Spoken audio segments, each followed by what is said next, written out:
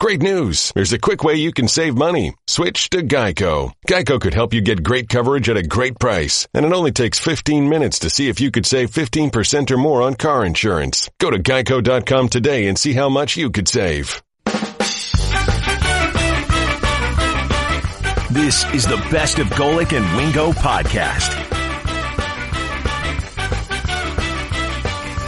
Happy Friday, everybody. We made it. Yay. Golic and Wingo on ESPN Radio and ESPN News as the Australian Open coverage continues on ESPN2. And once that match with Jelena Ostapenko is over, the reigning French Open champion, we will bounce over to that on the TV side. We are presented by Progressive Insurance. All phone guests join us via the Shell Pennzoil Performance Line. Trey Wingo, Mike Golic Jr.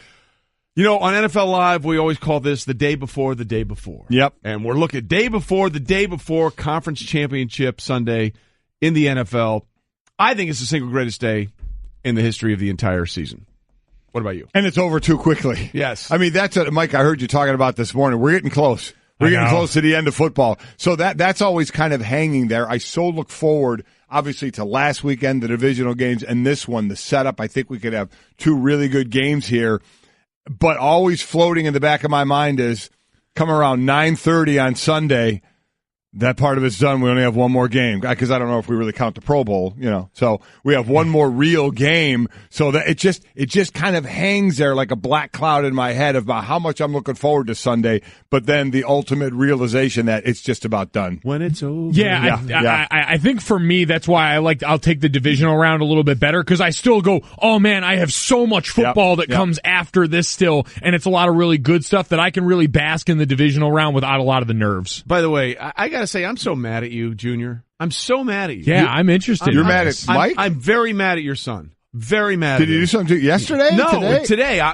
First of all, I'm excited. It's a Friday. Sure. We got Conference Championship Sunday. It's the greatest thing in the world. And I'm driving in, and it's like 12 degrees. And I'm thinking, okay, this isn't so bad because it was like 4 the previous week. And then he goes off and starts talking about that golfing rat pack of Smiley Kaufman, Jordan Spieth, Justin Thomas, and Ricky Fowler. Oh, yeah. How they're all freaking loaded and they go on these great trips and they fly their private jets wherever they want. And I start realizing how miserable my existence is compared to them at the age of 24. I was feeling pretty good about the way things are setting up for me, and then you have to bring them up, and I feel like the biggest schmuck in the world. Tumbling, man, isn't it? Slice of humble pie for Friday morning. Thanks a lot. The context of that was buddies? Sports best friends, because there was that great piece on Belichick and Nick Saban and their friendship, and how coaching friendships really aren't the same as normal celebrity friendships because coaches are largely miserable and most of their time is spent just, breaking down cover 2 and game tape, which is fine and good for that portion of things. But I said, if you want to let me go party with someone, give me that golf rat pack. Like, their life is great. I want to hang out with those guys. They're all rich. Wow, that is true. The private jet. And they're what, 24, 26, 25? They're significantly younger.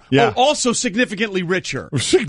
And better looking, tanner, Stop it. The list goes on and on. I may not make it to 10 o'clock this morning. If you don't stop talking about those guys. Okay, I get it. You understand? The only thing they're missing is is when you think of the football or the bat, they look like, these good-looking at these golfers don't look, they're not overly large. You know what I mean? They're lithe. But they're limber. Think about it. They don't have a pin in their shoulder like you do. True. Their bodies work fine. Stop it. And they're going to work fine going forward because they're young and rich and tan. Boy, it is really a good life, isn't it? Yeah, and now it's like 4 degrees. Kind of brought you back down. Yeah, a cold slap. Kind of added to that's your 20th straight day of work. 20th straight day of work. Doing some NFL. What are you doing to me, man? So you said their life is great, your life stinks. Pretty much almost at the end of the football season. What are you doing? Wow. What are you doing to me? Sorry, I didn't think of the trays this cold morning. Slap in the face. I'll keep you in mind more going forward. All right, here's what we got coming up on the show. Sal Paolantonio will join us. A.J. Bouye, one of the great Jags corners, will join us at 7:45. 8:30, Darren Woodson will be in here to talk about conference championships. He was 3-0 in those games in his career. 3-1, actually. I apologize. There you go. Jeff Darlington will be here at 9:05. And Teddy Atlas will join us at 9:30, talk about the fights coming up this weekend. We have a lot to get into, so let's start delving into it right now. It's time for Off the Top. Whether you like it or not, it's just beginning. With Golic and Wingo. All right, we start in hockey off the top. In a meeting between the two top teams in the NHL, the Golden Knights beat the Lightning 4-1. How about Vegas, reaching 30 wins in its first 44 games, Mike? Really impressive. It's the fewest games needed to reach 30 wins by an expansion team. You go back to the Florida Panthers back in 93, they needed 69 games, as did the Flyers in 1967-68 season. So pretty impressive what they've done. They're 12-3 against teams that have made it to the Cup final the previous 5 seasons, and they improved to 19-1-0 when scoring first, the fewest losses when scoring first of any team in the NHL. You can't ask for not only an expansion team, but we finally have pro sports in Vegas that we're getting over that stigma and that hump. So an expansion team and in Vegas and how well they're doing. It's a good thing because it shows that the model can work. It's a bad thing because now you're the Raiders looking at this going, oh, so we actually have to win coming over here now. Like, this team has done really well to start things off, and that's the standard for us. Good luck. Look, it's a great story because a lot of people were very concerned. Is it going to work? Right. You know, with all the they've come out there and they've killed it. You know, they've done well in attendance with. You know, they have 41 home games as compared to 8 with what the Raiders will have. Yeah, and the thing is, people are like, well, will there really be a home ice or for football a home field advantage because so many of the other cities will want to, fans will want to come in there. All that has played out perfectly. So kudos to the Golden Knights for the things and they've been able to do and the amazing success they've been able to have. Off the top. Hey, guess what? The Cavs won a game, but it was a lot closer than it needed to be. They led by 20 at half, but hung on to beat the Magic by just 1 point on Wednesday, Mike. Unbelievable. 20 points at halftime, but they shot 1 of 17 from three-point land in the second half. Were outscored by 19. Isaiah Thomas hit a couple of late free throws here. Cleveland had 3 assists in the second half. LeBron James had no assists and 4 turnovers in the second half, which means they got up by 20 and they played a lot of, hey, I'm just going to dribble the ball down and I'm going to do a lot of one-on-one and a whole lot of standing around, which Isaiah Thomas said after the game, that's something we have to get out of that habit of just playing that one-on-one ball. And that's really always kind of been the Achilles heel of LeBron James-led team, where even going back to Miami, you'd see times where the rest of the team gets caught ball watching when you've got a guy that's as singularly dominant as LeBron James. And like anything else, when stuff goes wrong and they really got to dig deep for what to talk about, whose name do they bring up? It's Kevin Love. Right. It's the number one name coming out of this game. It'll be the number one name going forward for them as they try and find some way, because he's been a guy that's had an interesting time trying to coexist in that offense since Isaiah Thomas came back. Well, look, the more shots Isaiah Thomas takes, the less there are for Kevin Love and to try to get him into the flow. So it's interesting because, you know, I feel like any other year they treat this game like a loss. You know, even though they won it, but they've been playing so poorly, and they had a 4-game losing streak, 3-9 going into this. They'll take any win they can get, even though it's against a cellar-dwelling team like exactly Orlando. Right. And how bad are they in the second half? Since Christmas Day, points per game differential, field goal percentage, points in the paint they're giving up, and opponents' 3-point field goals, they're all dead last in the league. Doesn't bode well. No, they got a lot they got to figure out. There's no question. All right, let's stay on NBA in Off the Top. The NBA All-Stars were announced on Thursday, and as the leading vote-getters in their respective conferences, LeBron James and Steph Curry will serve as the captains. James will start in his 14th straight All-Star game, breaking a tie with Bob Cousy for the most consecutive All-Star games in NBA history. This one isn't. So we have the starters in the East: Kyrie Irving, DeMar DeRozan, LeBron, Giannis Antetokounmpo, and Joel Embiid. There's a story behind that one as well, making his first All-Star game. And in the West, Steph Curry, James Harden, Kevin Durant, Anthony Davis, DeMarcus Cousins, the teammates there of Davis and Boogie Cousins. So now forget the conferences. It's going to be LeBron and it's going to be Steph Curry that are captains. They're going to do old-style pick-em like on the schoolyard, yet it's not going to be like that. We're going to get into that in a little while of that move and what they've done. Another sport had done it in the past as well. But what's interesting, there's a player vote involved in this as well. Players, fans, and others who vote in this. The players, the leading vote getter from the player side, Antetokounmpo.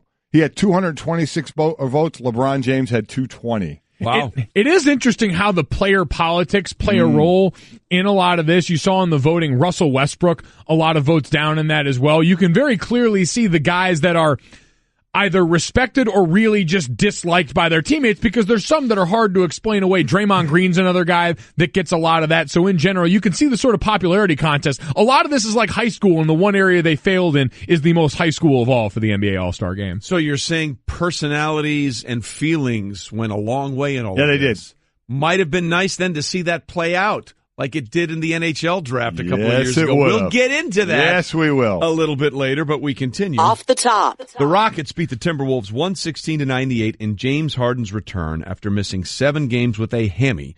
Harden scored 10 points, snapping his franchise record 36-game streak of at least 20 or more. Yeah, so he was obviously a little rusty coming back, but the team does well. It was the Rockets' 18th win by 15 points or more. It's amazing, though, when the breakdown of plus-minus, when Chris Paul is just on the court, not with Harden, they were plus 26. Harden just on the floor without Paul, minus 8. Both of them minus 3. So been a little different there, but obviously they need both those guys if they're going to try and make any headway at all, which is what everybody's trying to do, just make headway against Golden State. But good to get them back, knock some of the rust off. Yeah, and I think going back to the early formula for success in them in the season, it was how well each of the units did when you could split them up, when you could have one of the guys on the court at any given time, because we talked about this the other day, and when I mentioned Golden State's health being one of the main reasons for their success yesterday, people also pointed out that, well, no, it's the depth that they can just keep throwing these guys at you, and so you've got to be able to attack them and have someone on the floor capable of holding up against them at all times, and that's what the Rockets have going for them well right now, is at the point guard position, they're as good as anyone at all times on the court. They are. And that was off the top. We have an NBA doubleheader tomorrow, by the way, on ABC. Oklahoma City heads to Cleveland to take on LeBron and the Cavs at 3:30 Eastern. Then at 8:30 Eastern, the two top teams in the West, the Warriors and the Rockets, square off in Houston. LeBron is just 25 points shy of becoming the 7th player in NBA history to reach 30,000 points. And we think he'll be in the zone tomorrow, which is brought to you by AutoZone. Get in the zone, AutoZone. Speaking of getting in the zone, let's get into a football frame of mind, shall we? It is here. I believe the single greatest day of the entire football season, regular and post, Championship Sunday, because you have 2 games with the Super Bowl on the line, and everybody wants to get to the Super Bowl and win it, but to win it, you got to get there. And you never want to come this close and fall just short. So it's Championship Sunday, and on this Championship Friday, we put it out on our Twitter feed. What are your oddly specific predictions for Championship Sunday? Love it. Put it out there, Golic and Wingo, hashtag oddly specific. We saw some great ones in the divisional round. I love when everybody does this. And listen, I never got this far. The closest I got was divisional after we beat the Saints. The Saints in a wild card, went to divisional play the Cowboys, lost, and they won that year. They won the 92 season, that Super Bowl. So I never got as far as a conference championship game or even the Super Bowl.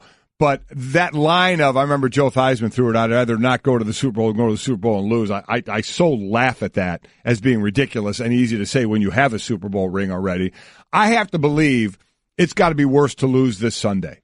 Yeah. To not even, to be the game away and then not get there and lose on Sunday. Because I get to the Super Bowl and lose, okay, I'm not going to like it. You want to give me the Buffalo Bills going to 4 straight and losing them all? Okay. You want to make me a punchline? Because you had your chance. You want to make me a punchline? Right? You had your Absolutely chance. right. I was there. I was one of the last 2 standing, so I'll take that. You lose this Sunday, man, and you don't even get there. You're kind of your season's done now with no payoff from that.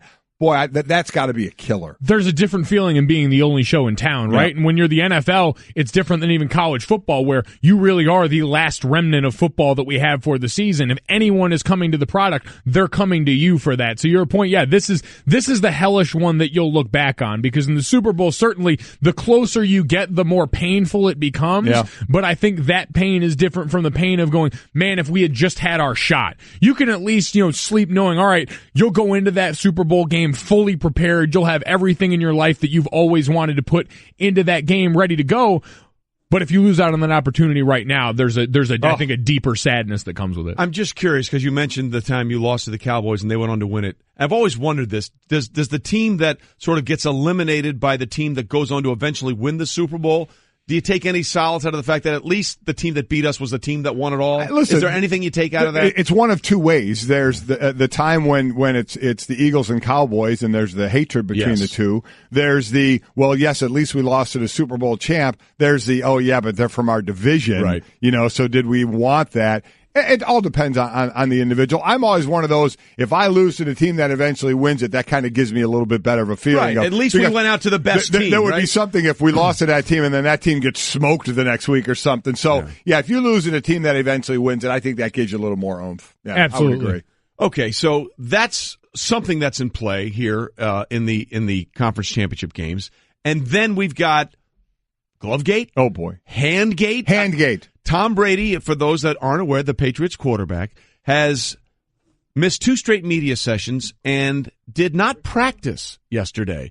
He was out there stretching and warming up, but he did not take a single snap on Thursday, which is the most important padded practice of the week. And the reason why, because he had his hand jammed by a teammate earlier in the week. He came out there with 2 gloves, one on his left hand and one on his throwing hand, something he never, ever does. And he's supposed to speak to the media today. We'll find out whether or not he actually does one more time. So what is it? What's going on with Tom Brady's right/throwing hand?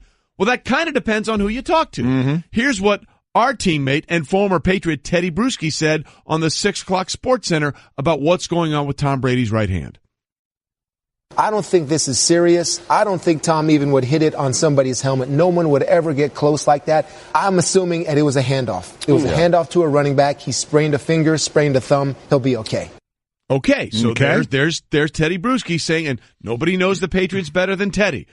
However, that is not the consensus among everybody that is dealing with the Patriots.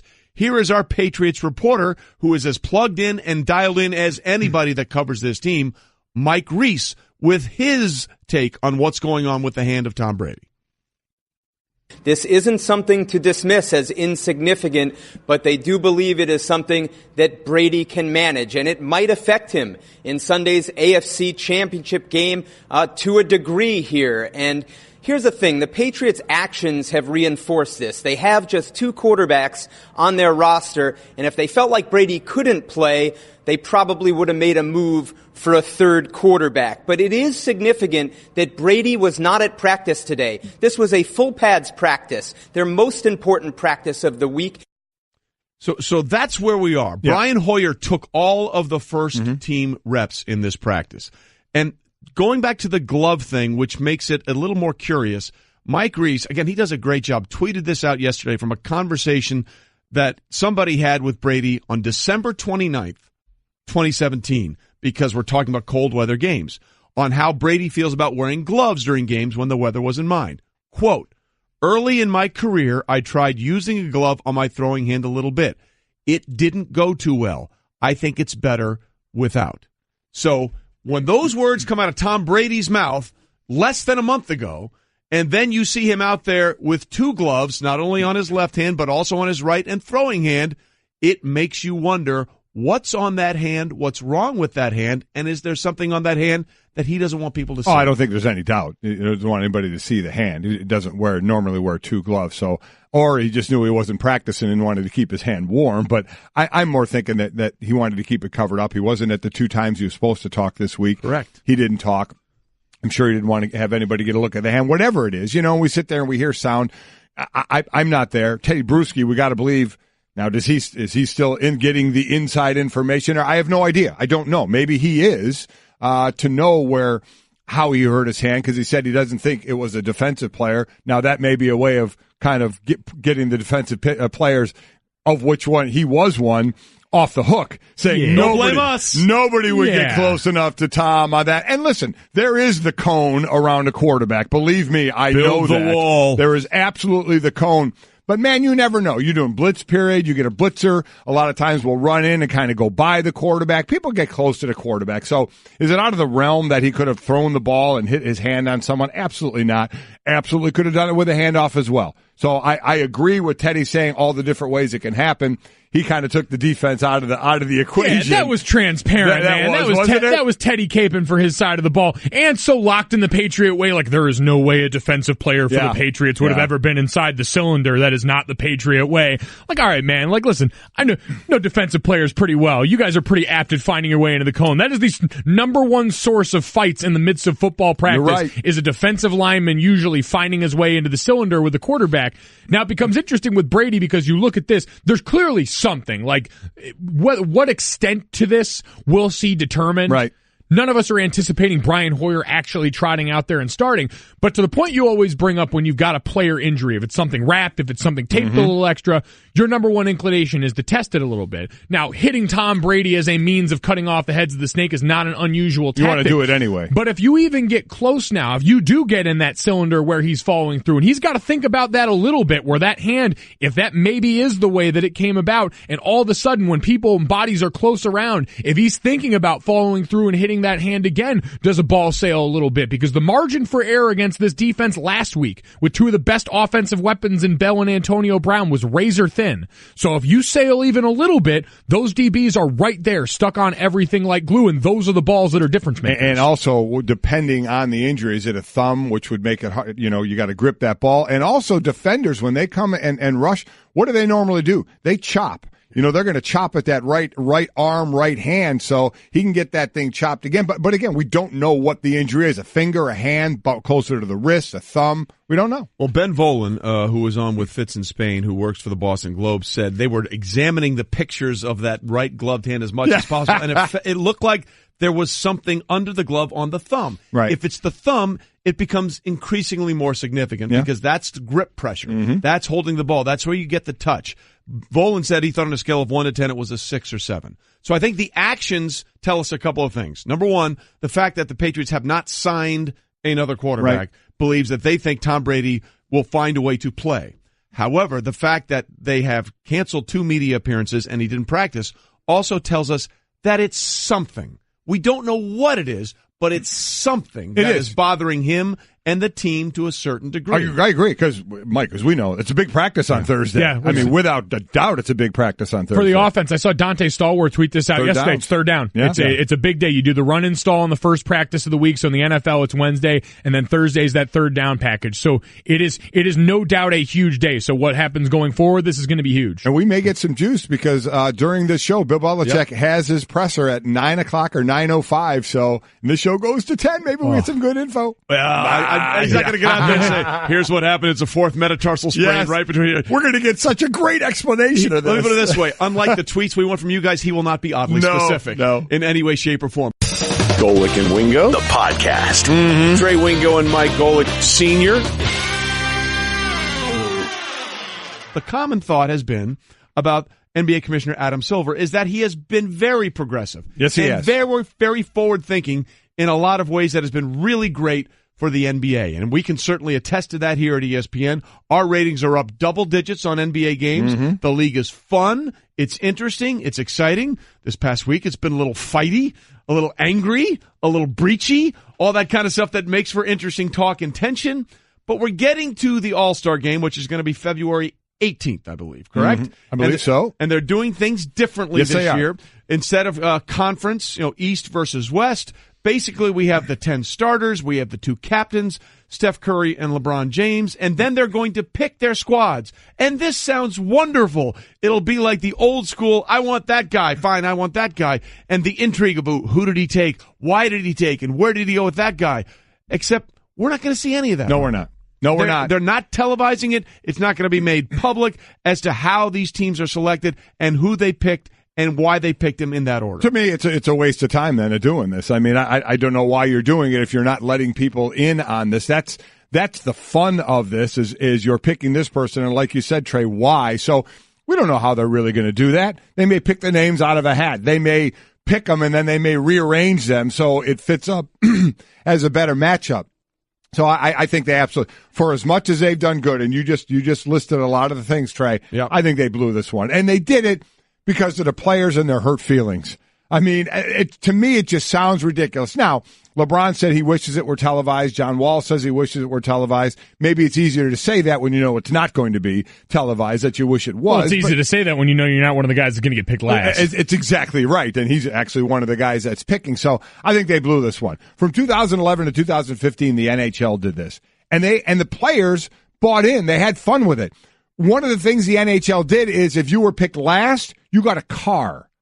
In fact, the first year they did it in 2011, it was Phil Kessler that got the car. You had times where Kessel, that got the car, who had Alex Ovechkin at one point holding up a sign that said, "Don't pick me," because he wanted to be last to get the car. The players all bought into it and had fun with it, but we're worried about hurt feelings from these NBA players, but that's the intrigue that would have made this fun. Now, to me, it's a complete waste of time and means nothing. Commissioner Earthworm Jim let us down. There's no doubt about that. Earthworm Jim. And I think because the real shame of it is that's been the intrigue in the NBA for the last few seasons, especially is the off-court drama. It's why the Knicks were relevant for so long last year. The off-season for the NBA has been almost as much fun as the regular season because of all that stuff. It allows everyone to be relevant regardless of record and regardless of the gross talent gap between Golden State and everyone else. I don't know why you don't continue to lean into that. And that's how you know, by the way, the point that you've gotten, because Rachel Nichols brought that up on The Jump the other day. When basketball people are invoking the name of hockey, you know we're desperate for the juice, right? Yeah. Like, you know we're so thirsty for this model that we're willing to bring up hockey and basketball spheres for it to happen. Well, here's NBA Commissioner Adam Silver a couple weeks ago. I think he was in London when he was asked about this. He said, look, this is a new initiative, so it may develop over time in terms of how teams are selected. Yes, it would be more fun if we had a public draft. On the other hand, I recognize that in picking a team to perform in the here and now, it's a little different than drafting. Silver went on to cite a sense from the players, end quote, that it could put them in a compromising position to publicly choose one player over the other. To which I say, so what? So what? What? Mike, are you serious? We're all adults here, aren't we? I mean, I guess not, but at times. But I mean, are you kidding? These are all-stars. These are the greatest players in the world, and they're going to get petty about where they're picked and get their feelings hurt? I mean, these guys all went through the draft, right? Yeah. Like, we did this already. Wouldn't you want to see whether or not LeBron would take Kyrie?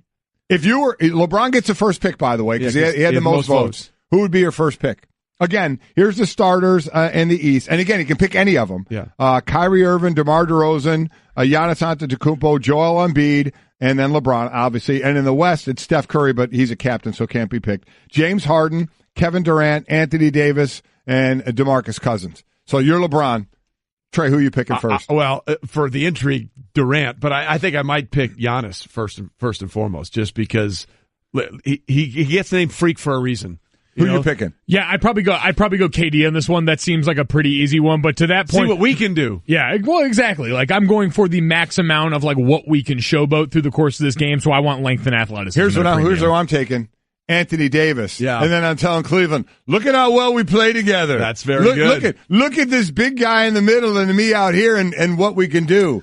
Go get him. Well, and that's who's not wanting that? Kevin Love. No, don't make that pick. What are you doing? See, this is why it's interesting. Oh, it'd be awesome. If he picks Anthony Davis, look how great these two work together. Meanwhile, Kevin Love is somewhere watching. Why are you doing this to me? What are you doing? This would be the very real life version of us combing through NBA Instagram likes to try and find out what these guys are saying. It's taking all of that and putting it in a real life setting. Basically Survivor style. And I don't know. This is one of the few areas the NBA has always been out in front of everything. Like, we always criticize the NFL for being reactive. The NBA has been proactive, and here they dropped the ball.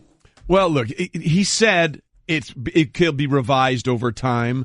And I guess he was, on some level, look, one of the things that Adam has done better than any other commissioner in recent memory, not just the NBA, but in any of the major sports, he listens to the players. He listens to the players. So clearly, this was a message that the players sent to Adam. Well, I completely agree. And as he said, it can develop over years. But you know what? This one is on the players. This was on you players, and you greatest players in the world. To not want to do this because your feelings may get hurt is amazing to me. It just blows my mind. Well, we heard enough from the really good guys at the top who said that they would have been all for televising it. So who's the one? Like, who's the snitch? I'm sure it's more than one. Well, I mean, you know what? I guess who were the guys that were the ones that went complaining to Dad? Well, didn't Carmelo Anthony come out and say that players' feelings may get hurt? Yes. So, again, to which we respond, so? If your feelings get hurt, that's a you problem, okay? I mean, this is supposed to be the entertaining part of it. You guys have been picked as the starters, the best players in the NBA, the best players in the world, and you're going to have an issue with this? In fact, I'm amazed. Shouldn't we take it one step further? Like, not only should this have been televised and we see who it is and we see how this plays out, but how about during the game, after every quarter, the least likely or the least most contributed guy in your team, he gets traded to the other team. you ship them off to the other side. He has to go What play does the other team want him for? They got to give one back. Got to give one back. It's like it goes like Survivor style. You're the tribe is spoken. You're out. Let's let Twitter do it. Live vote during the game. You get to vote someone off the team after every quarter. These are all wonderful ideas. Scott tweeted this in, and I don't know if it's true, but if it is, that's fantastic. He said, also important to note, in the NHL players, when that draft was going on, they were drinking during the draft. Everybody wins. Awesome would that be? Everybody wins. That's what we need more of. You want players to be more actively involved because, listen, that's part of the fun in the Pro Bowl and any of these get-togethers is these guys who aren't normally teammates together get together. I saw an interview that Eli Manning did from the Pro Bowl the other year. And I don't want to, insinuate anything, but it seemed like there was an altered state involved there, which is great. You guys are hanging out by the pool all day. You always hear these stories, especially when the game was in Hawaii, about guys racking up big bar tabs by the pool. And that's why the game got serious at the end, so you get the winner's share. Exactly. What did Peyton once say at the NFL Pro Bowl, talking about Mike Vander? That's our idiot liquored up kicker. But I mean, in the NHL, you hear stories about that where these guys were together and they were ribbing one another and having fun with it. Yeah. Which is exactly what you should be doing here. So it would be so great to have all these players, NBA players, in one room and the chatter going back and forth, the talking back and forth. It'd be great. The drama is what makes it. Now, this is meaningless. Yeah. This new way they're doing is completely meaningless if it can't be a public thing. Yeah. How justify how you got there, how this thing came together. What do we always say? Why the NFL does Hard Knocks? People want to go behind the curtain. They want to see how the sausage is made. Sometimes they regret it, but they want to see how the sausage is made. And to your point about the NHL players, having worked as a local sports guy where you cover teams, they're great, aren't they? The NHL players were always the most low key, whatever. Happy to do this because they realize it's either this or maybe we're pumping gas in Winnipeg in February. And that's not so great. You don't have to worry about them flying their private jets to exotic locations with each other during the offseason. Why you got to bring me down again? We were here again. There you go. And you brought us down. Yeah. You are the show killer this morning. You are the buzz killer, and I'm not happy anymore. Everyone has their role, Trey. Golic and Wingo, the podcast. What a day, what a show, what a time. I tell you what, a great sports night last night. No doubt about it. 1, 2, 3, 4. Attention shoppers, clean up on aisle 14. Clean up on aisle 14. Someone dropped a jar of pickles. Kosher pickles. Beatboxing at a big box store. Surprising. What's not surprising? How much you could save by switching to Geico. A red minivan has the lights on in the parking lot. Geico. 15 minutes could save you 15% or more. Geico. Let's bring in the man who knows the heartbeat of Philadelphia better than anyone. That's our own intrepid NFL reporter, Sal Paolantonio. Sal, good morning. Happy Friday before the championship game. Before we get into the game, your thoughts on the memo that the Philadelphia police have put out there already? Well, I think it's a good idea. I mean, just putting everybody on a warning footing and saying, listen, it's going to get crazy one way or the other. Make sure that you protect your business. That seems like it's the prudent thing to do. I've covered Philadelphia cops for 30 years, and they're some of the toughest cops out there. So, and I've seen championships here 10 years ago with the Phillies. There wasn't any incidents at all. They had a couple million people for the parade on Halloween for the Phillies, right down Broad Street, and no business that I can recall was even damaged one iota. So it's the prudent thing to do. I don't know if you guys saw this in the Minneapolis Star Tribune, but this is really laugh out loud, funny and crazy. A reporter for the Minneapolis Star Tribune put out tips for Vikings fans going to Philadelphia, know how to behave for your own good. Now, this is some crazy stuff. If you want to wear Vikings gear, get good seats. I've found people to be more respectful of opposing fans there. Regardless of where you sit, don't taunt anyone. Not a good idea. Cheer for your team, but not against the Eagles. If you order a cheesesteak, know how to order it properly. You don't want to be made fun of. That's classic, right, Michael? Oh, I love that. That's the best part of that. We've had presidential candidates come into South Philly for what wit or wit out is when you order a cheesesteak. And then, of course, it goes viral and you lose half your votes. If Philly fans say they're cold, this is item number 4, don't be pompous about how much colder it is in Minneapolis. That is awesome. Well, we'll find out just how much colder it is in Minneapolis in a couple of weeks. That is awesome. All right, Sal, so to the game itself, and indeed, by the way, just forget about if you're listen.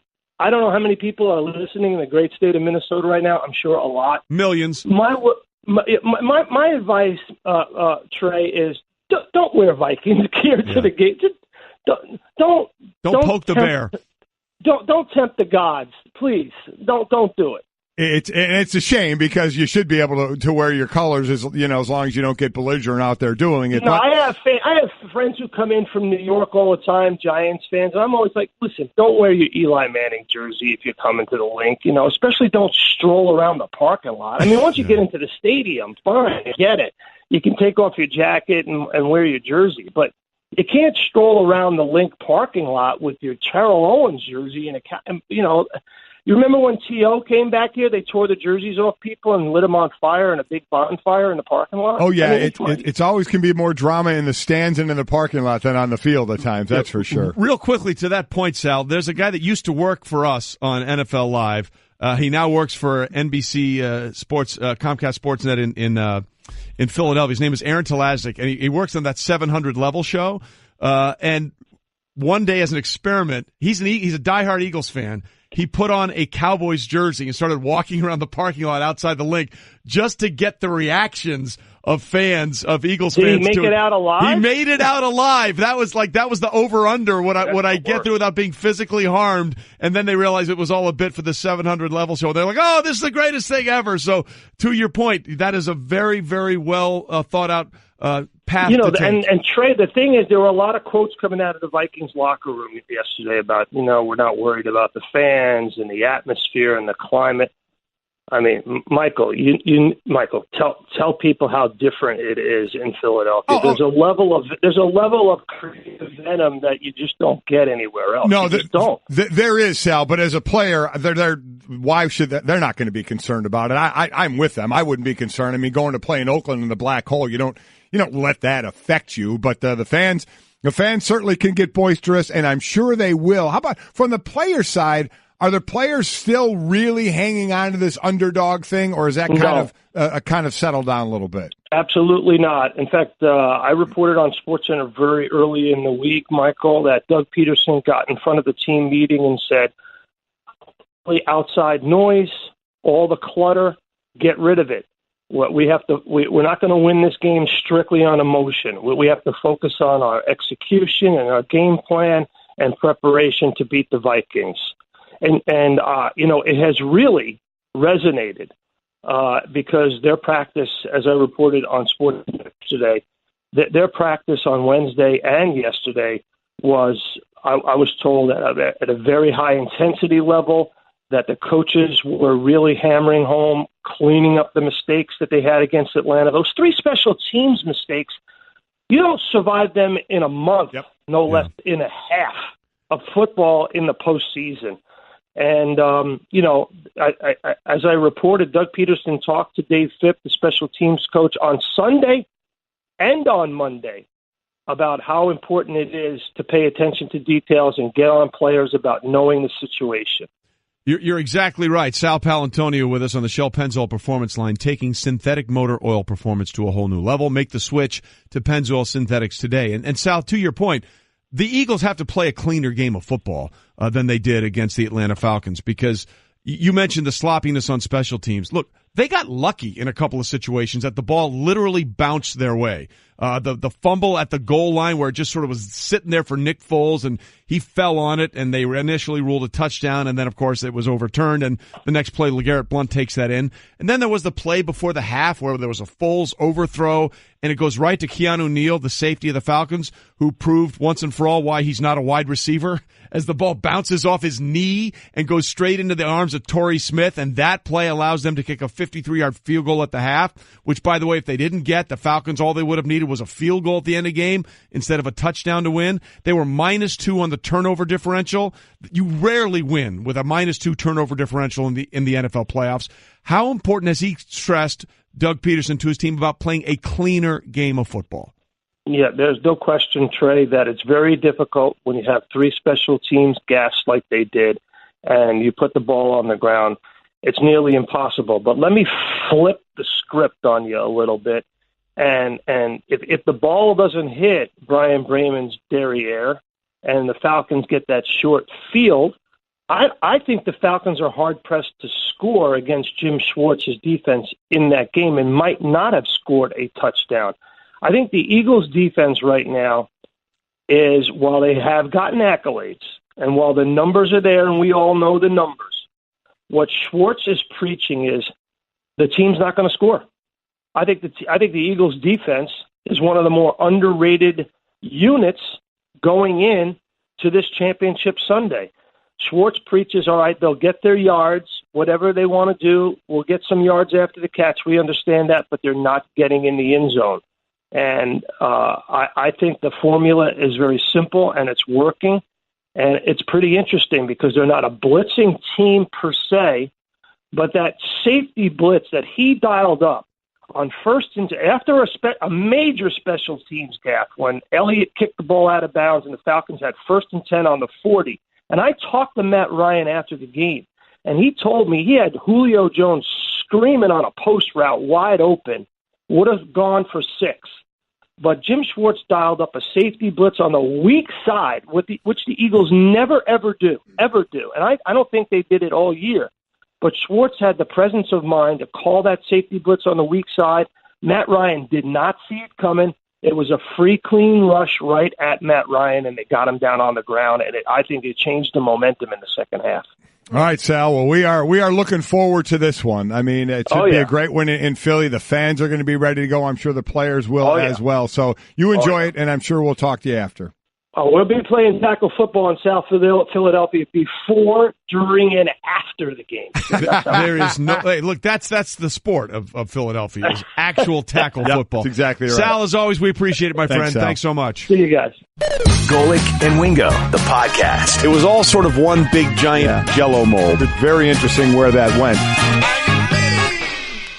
A big part of that defense joins us now on the Shell Pennzoil Performance line, and that is cornerback A.J. Bouye, one of the great offseason signings by the Jacksonville Jaguars. A.J., thanks for being with us. Give us the mood of your team as we get closer and closer to Championship Sunday. How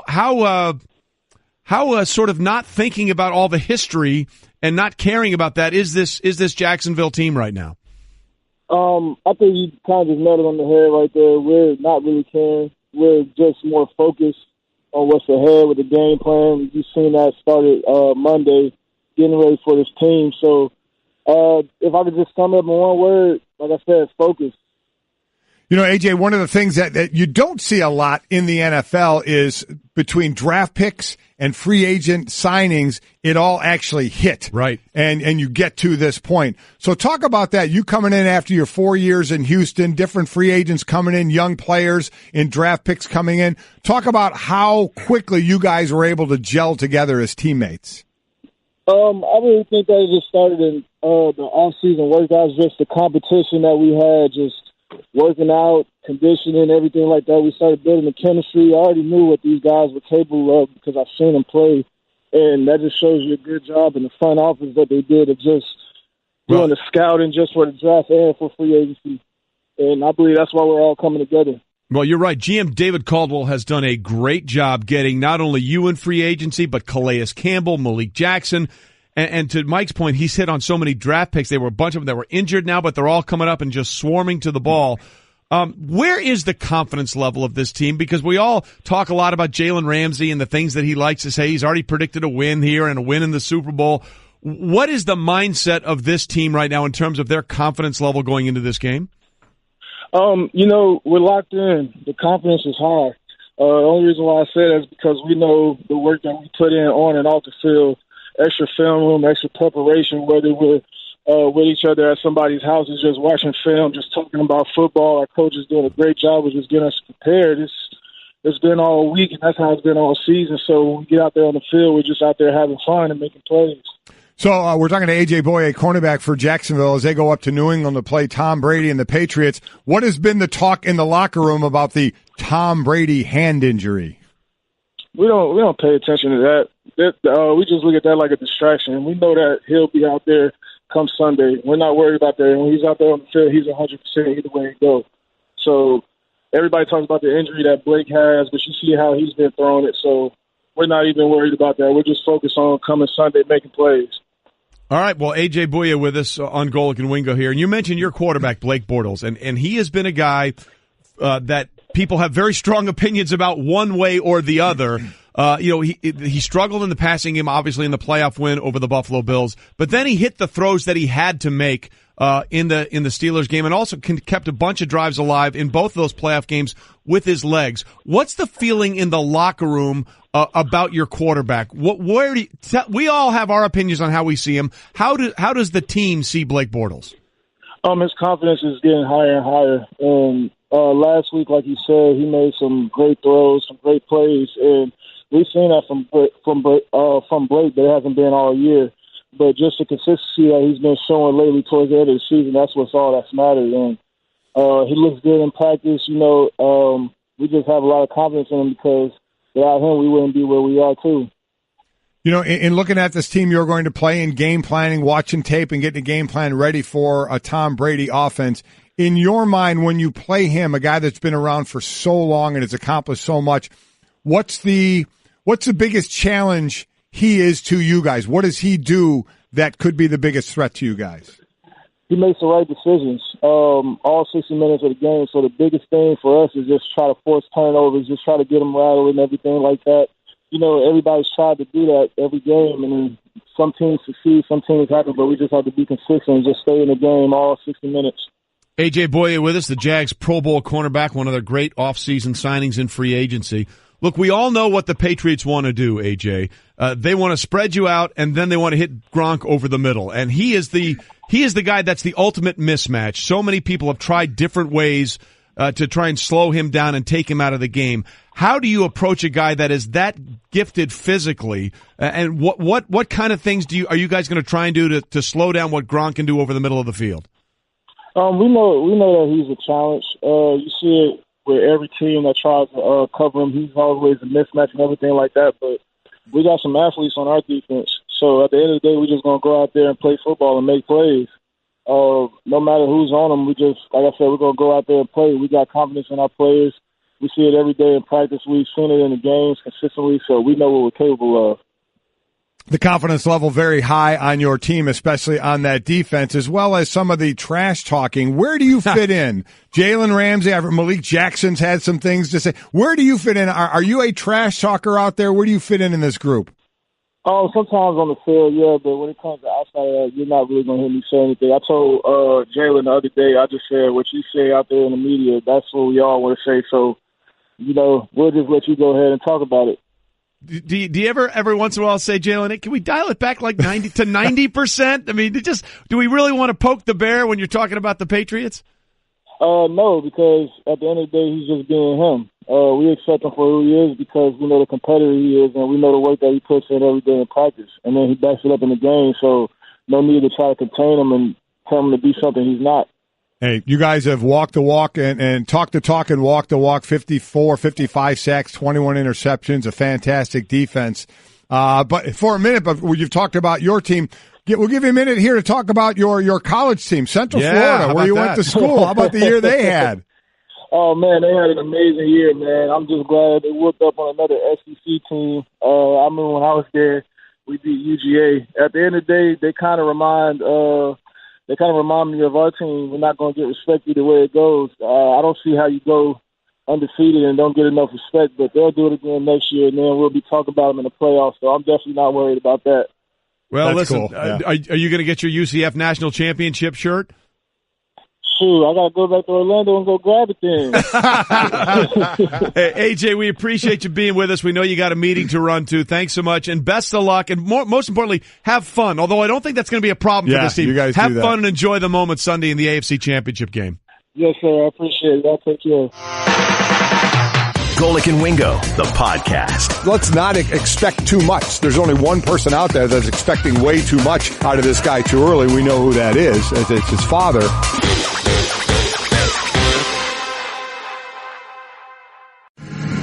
This is 5 Point Stance on Golic and Wingo.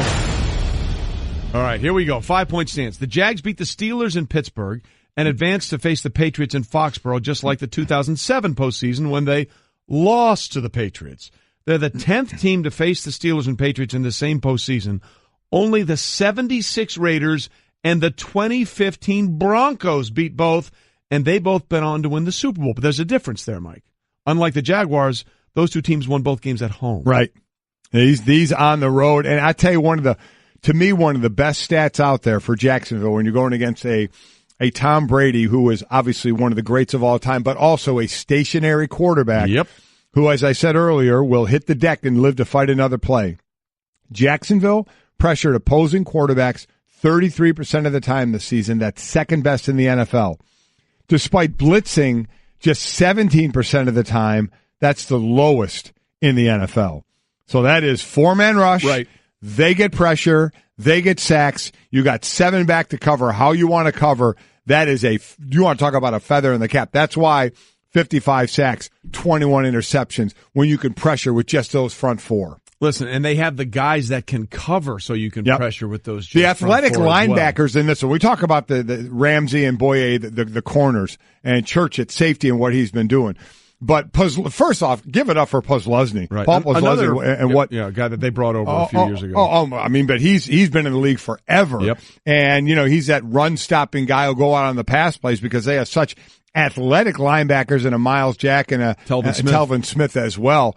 Really, really impressive athletic ability by those linebackers. By the way, Telvin Smith yesterday talked about the point where he got the unsportsmanlike conduct, got a fine for $10,000. Yeah. He's like, I'm sorry, I take it back. Please don't fine me. And we were like, bro, no, you should have said I was pointing to somebody in the stands. Yeah, there you go. I wasn't pointing at the opposing Pittsburgh player. You just lost your appeal right now by saying that. Look, deny. Say it was somebody else. It's our friend. Maybe you have a chance of knocking it down from 10 to 5 or 7,500. He laid it all out there. He's not getting any of that 10 grand back. No, he's not. We continue in our 5 Point Stance. Look, the Jags led the NFL in rushing this season, 141 yards per game. They've been relying even more heavily on their run game in the postseason, averaging 160 rushing yards in their 2 wins. The 3 teams to beat Brady, Belichick, New England in the playoffs all rushed for at least 120 yards and a TD. Those 3 teams averaged just about 158 yards rushing in those wins. And it's so we always talk about, obviously, the running back in this and Leonard Fournette. You got to give it up for that old line. What they do. Remember, they have a rookie at left tackle on Cam Robinson, right? The kid from Alabama. They have the highest paid center. Not a lot of that is a timing issue, but he's a good center in Brandon Linder. But it's an old line where I don't imagine a lot of people can name who the starters are, but you got to give it up to them. And there's a couple of teams in this class, like Minnesota. It changed the entire, basically starting 5 and how it's changed for them in rushing the ball this year. So while Fournette's going to get a lot of the love, and certainly Bortles as well, who's been running well, give it up to the 5 guys up front and the tight ends who come in and block. They're doing a nice job. Yeah, and Bortles has been a big part of that. Yeah, yes. He has. He didn't do as much in the Steelers win as he did in the Buffalo win, where he actually had more rushing yards than passing yards. But see, that's why I think that's the one thing that won't happen Sunday. I know Bill Belichick is looking at that tape and seeing how they extended drives. He said, guys, let's put a spy on the end here. If you can't get there, it's kind of like a mush rush. Yeah. Let's make sure. And by the way, how odd is it? We're talking about Blake Bortles defending him as a running quarterback now. I mean, he's a little more athletic than I think people give him credit for. Yes, he is. But Bill will make sure that what you consider to be your success, that's the thing they're going to try and take away more than anything else. All right, how about Tom Brady, looking to become the first quarterback to win multiple playoff games after turning 40? Brett Favre is the only other quarterback to even start or win a playoff game after turning 40. He went 1-1 in that year with Minnesota when they went to the NFC Championship game, and they lost. They won the divisional round, and they lost in the NFC Championship game when he threw that interception late across the middle to New Orleans. That game eventually went to overtime, and the Saints won it in overtime and went on to beat the Colts in the Super Bowl that year. But Brady really hasn't slowed down. He's averaging 47.6 pass attempts in the playoffs since 2014, compared to 36.5 in the postseason from 2001 to 2013. See, here's the thing. With them, you never know how it's going to come out, right? Yep. They could come out and run the ball 15 straight times. Yep. Or throw the ball 15 or 20 straight times. You just don't know, and that's one of the things that's great about them is how they're going to attack you. What more do you need to say about Brady? That's why it's such a big thing we're talking about now is, okay, you're 40, you've had the Achilles issue, you've been on the injury report for your Achilles. Is there any effect there? And now this hand injury to where you didn't even practice on one of the big practice days out there. So that's all you can do on Brady is you expect a great performance. And if not, we look for reasons why. Right. Is it because of injury? Is it because of age? Is it because of the defense now they're going to face this week? But listen, he has created the list of reasons of why we talk so highly about him. He had 53 pass attempts in the win over the Titans. 53. Yeah. Over 300 yards, 3 touchdowns, no interceptions.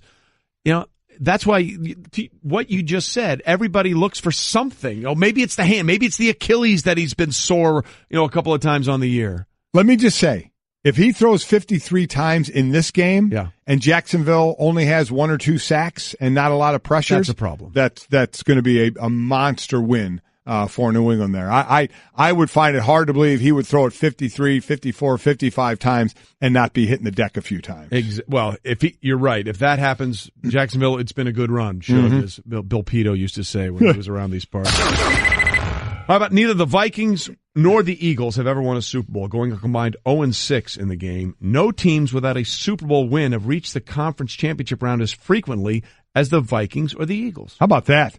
Most conference championship games since the merger with no Super Bowl wins. The Vikings 9 times, Eagles 7 times, Bills 5 times. So, one of these teams is going to get there with a chance to win the Super Bowl this time around. I am, everybody is talking about obviously Brady and his hand and Jacksonville, that defense. I am really, really looking forward to this matchup a lot. There are so many great individual matchups in this game. I think these are at least set up to be 2 of the better games I think we're going to get in a while on conference championship I think day. they're going to be fun. I Yeah. really do. I think they're going to be very compelling, very interesting, very close. We thought that last week for the second day, and we almost got, wait a minute, 17 zip in one game, 21 zip in another game, and you're like, oh my God, where did it go? And they both ended up being, pretty interesting games. Absolutely. And we'll finish up our 5-point stance. Case Keenum and Nick Foles were the starting quarterbacks for the 2015 Rams when they went 7-9, who had traded Sam Bradford to the Eagles prior to the season.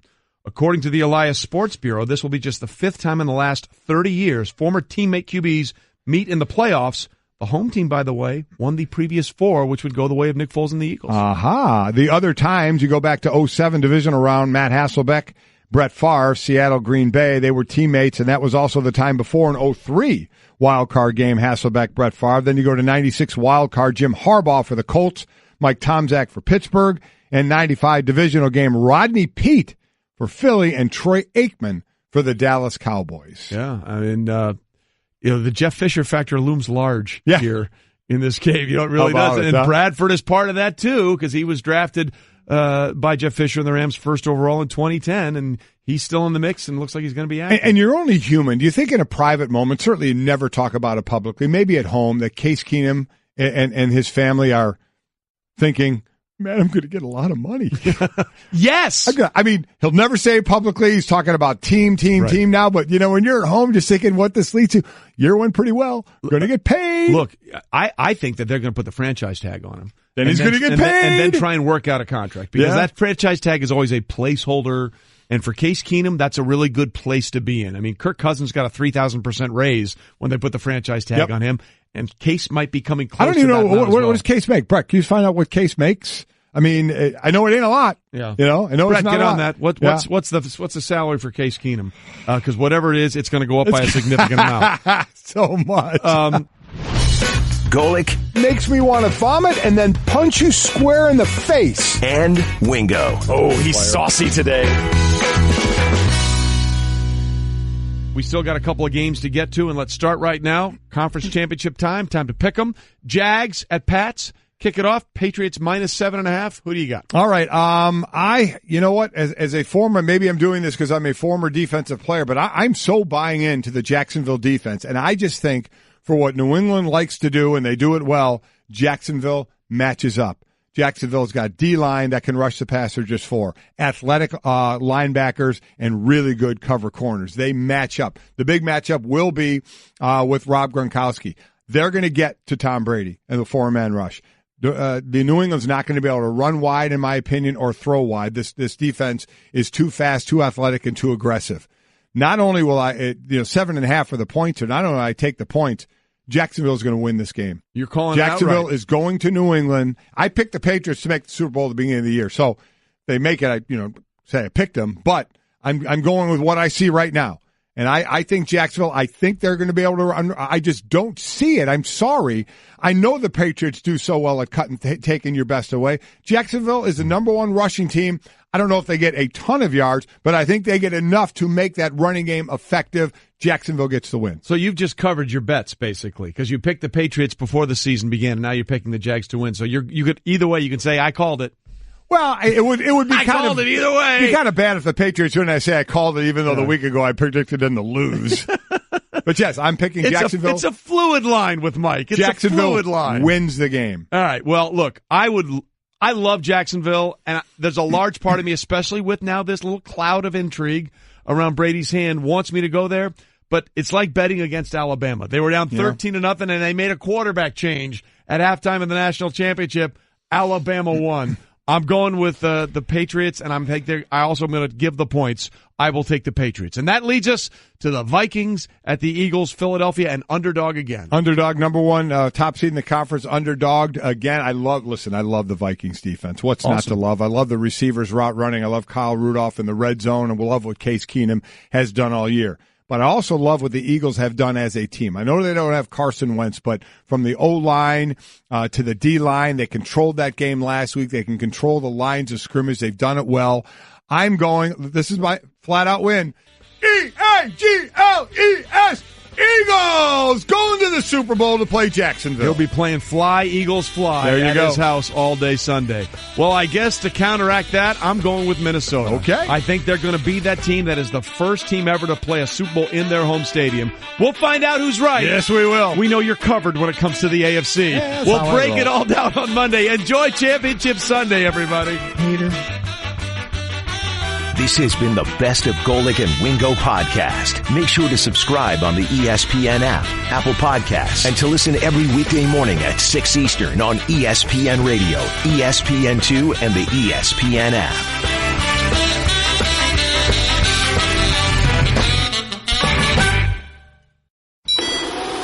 I'm a robot vacuum cleaner, so yeah, I got 1 gig. I suck up dirt. So pardon my inferiority complex about Geico, who does so much more. Like, not only could they save their customers money on car insurance, but they got fast and friendly claim service too. And an award-winning mobile app. Plus access to licensed agents 24/7. Who am I kidding? I can't even do corners. Uh-oh, choking hazard. Popcorn kernels. Geico. Expect great savings and a whole lot more.